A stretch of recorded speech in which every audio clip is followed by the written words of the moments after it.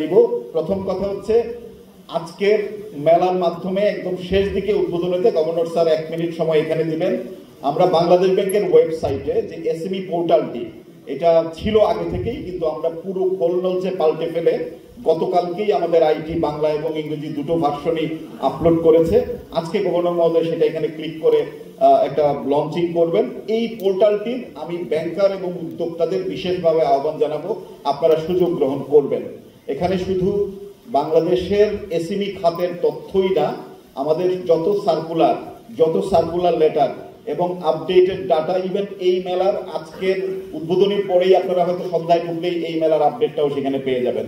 দৈনিক ভিত্তিতে আমরা সেটা আপডেট করার চেষ্টা করছি, আমাদের আইটির কলিগরা আমাদের সহায়তা করছেন।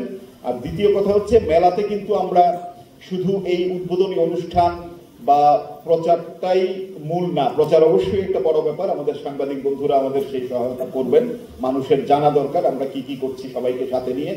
পাশাপাশি ডাইভার্সিফাইড বিভিন্ন ধরনের উদ্যোক্তা কিন্তু তাদের পণ্য নিয়ে 4 দিন ব্যাপী এই মেলায় আছেন।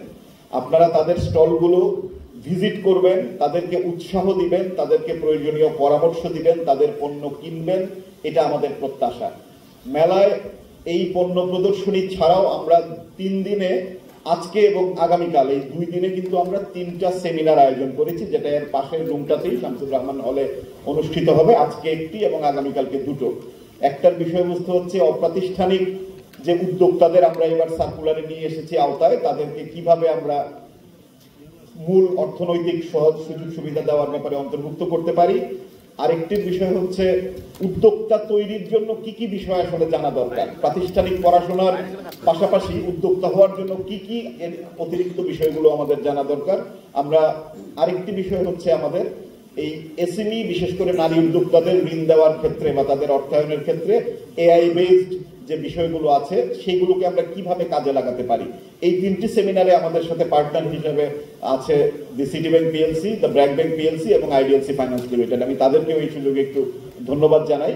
আর পাশাপাশি মেলার শেষ দিনে অর্থ উপদেষ্টা এবং অর্থ বিজ্ঞান উপদেষ্টা আমাদের মধ্যে উপস্থিত থাকবেন আশা করছি আমরা, যদিও স্যারের ওই দিন রাত্রে ফ্লাইট, গভর্নর মহোদয় থাকবেন অল্প সময়ের জন্য হলেও।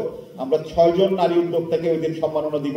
সেই সম্মাননা দেওয়ার পরে আমরা কিন্তু যারা পার্টিসিপেট করেছেন তাদেরকেও আমরা পার্টিসিপেশনের সার্টিফিকেটটুকু দিব এবং সবশেষে আবারও সিটি ব্যাংকের স্পন্সরশিপে আমরা একটা কালচারাল প্রোগ্রাম সবাই মিলে উপভোগ করব। এই 4টা দিন বাংলা একাডেমি প্রাঙ্গণ আমরা এসএমই খাতের জন্য একটি নতুন দিনের শুরু করতে চাই। গভর্নর মহোদয়ের নেতৃত্বে যে সুযোগটুকু আমরা পেয়েছি, এই সময়টুকু আমরা সকলে মিলে, বিশেষ করে যারা ব্যাংকের প্রধান নির্বাহীগণ আছেন তাদের কাছে আমার আবেদন, আপনারা আপনাদের টিমকে অ্যাক্টিভেট করবেন। বিশেষ করে যে ব্যাংকগুলো এসএমই খাতে এখনো অতটা এগিয়ে আসেননি, আমাদের সার্কুলারের একটা নির্দেশনাই শুধু বলে আমি শেষ করি।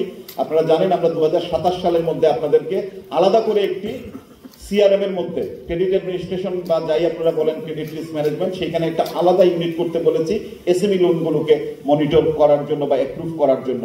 না হলে অনেক ক্ষেত্রেই আমরা দেখছি ব্রাঞ্চ লেভেল থেকে বা রিলেশনশিপ ম্যানেজাররা লোন কেস নিয়ে আসছেন, কিন্তু সিআরএম এর ট্রেডিশনাল দেখার চোখে সেটা আটকে যাচ্ছে। তো সেই জায়গাটায় আপনারা সবাই এগিয়ে আসবেন এবং আপনাদের প্রতিষ্ঠানকে সাস্টেইনেবল করার জন্যই, শুধু বাংলাদেশের ইকোনমিকে এগিয়ে নিয়ে যাওয়ার জন্য না, আপনারা এসএমই খাতে অর্থায়নে মনোযোগী হবেন, অন্যান্য অর্থায়নের পাশাপাশি